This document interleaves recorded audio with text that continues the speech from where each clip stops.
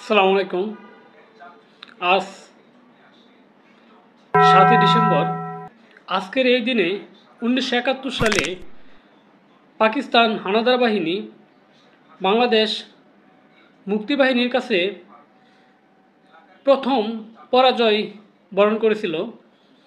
হবিগঞ্জ, ফেনী, ময়মনসিংহ আরও কিছু গুরুত্বপূর্ণ জায়গা তারা মুক্তিবাহিনীর কাছে পরাজিত বরণ করে।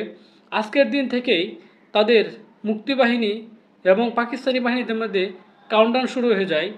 আজকের দিনের পর থেকেই তারা বিভিন্ন সংস্থার সাথে এবং জাতিসংঘের কাছে তার যুদ্ধবিরতির জন্য আলোচনা করতে শুরু থাকে।